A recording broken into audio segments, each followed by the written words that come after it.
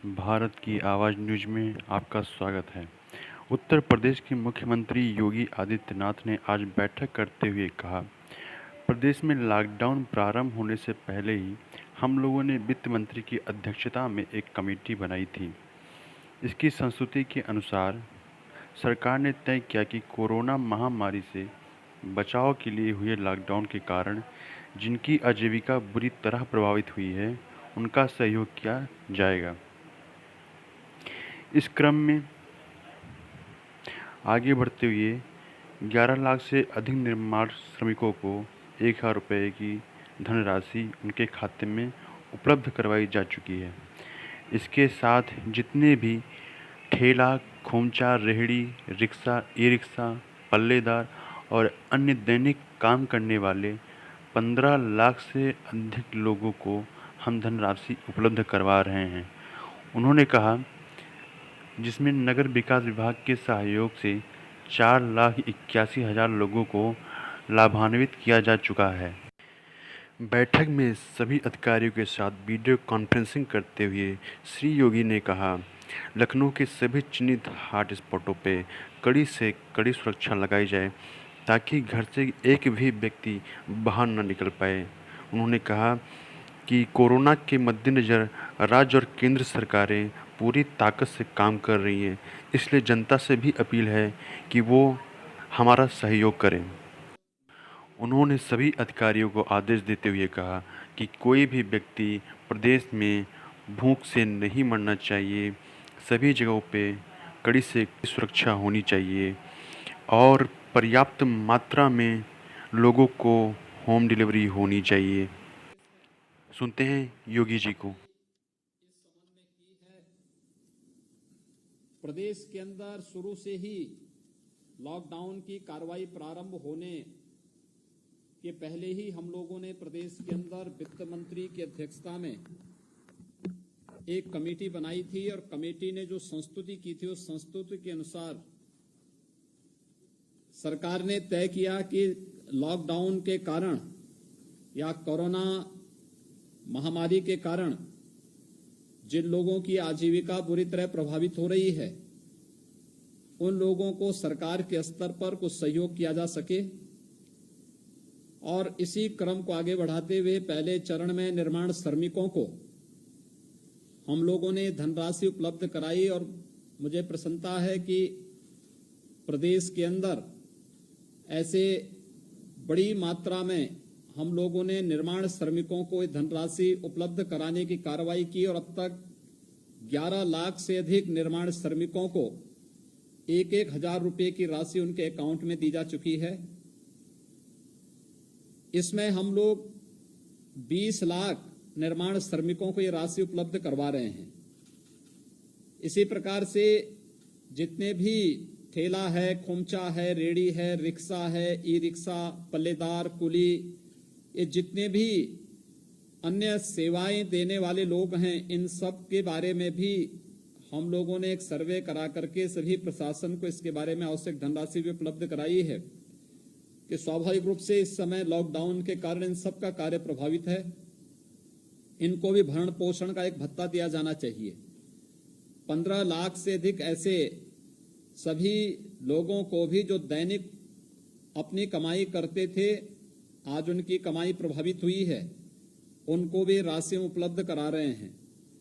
मनरेगा की मजदूरी करने वाले प्रदेश के अंदर 88 लाख ऐसे श्रमिक हैं जिनके मानदेय को बढ़ा करके 202 रुपया किया गया है। उनका बहुत दिनों से कुछ पैसा बकाया भी था।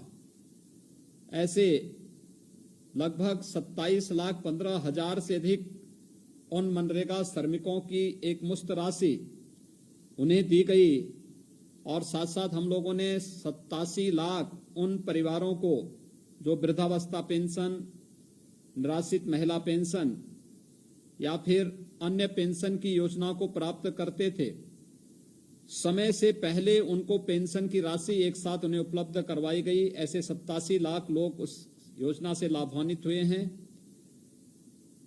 खाद्यान्न प्रदेश के अंदर पहले ही 1 अप्रैल से बंटना प्रारंभ हुआ है।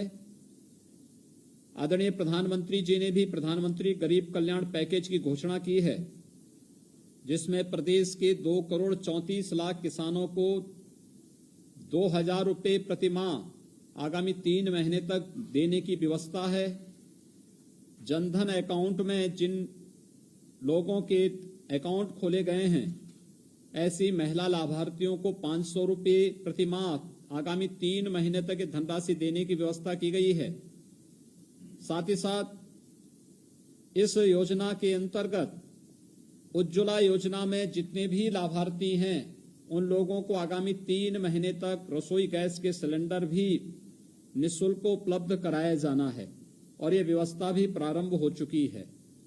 खाद्यान्न की व्यवस्था भी प्रति यूनिट 5 किलो खाद्यान्न भारत सरकार के स्तर पर भी हर लाभार्थी को निःशुल्क उपलब्ध करवाने की व्यवस्था की गई है। गरीबों के लिए इस संकट के समय में केंद्र और प्रदेश सरकार पूरी मजबूती के साथ आपके साथ खड़ी है और आज इसी क्रम में ये 4,81,000 जो हमारे नगरीय क्षेत्र के वेंडर्स हैं, जिन लोगों को बहुत दिनों से जो उपेक्षित थे, इनको व्यवस्थित पुनर्वास करने की व्यवस्था करने के कार्य नगर विकास विभाग तेजी के साथ आगे कर रहा है। लेकिन इस संकट की घड़ी में उनके संकट में भी, उनके दुख में उनके साथ खड़े होकर के उनको सहायता देने का कार्य, जिन लोगों के पास राशन कार्ड नहीं, कोई अन्य सुविधा नहीं, उन लोगों को भी इन सुविधाओं से आच्छादित करने की कार्रवाई व्यवस्थित रूप से करने का प्रयास हो रहा है। उनको चाहे वह भरण पोषण का भत्ता हो, राशन कार्ड उपलब्ध करा करके खाद्यान्न उपलब्ध कराने की कार्रवाई हो। हर जनपद में युद्ध स्तर पर चल रहा है। कम्युनिटी किचन के माध्यम से सभी लोगों को भोजन उपलब्ध कराने की व्यवस्था, स्वास्थ्य की सुविधा जो भी हो, ये सारी व्यवस्थाएं प्रदेश और केंद्र की सरकार मिलकर के प्रत्येक नागरिक तक पहुंचाने का कार्य कर रही है।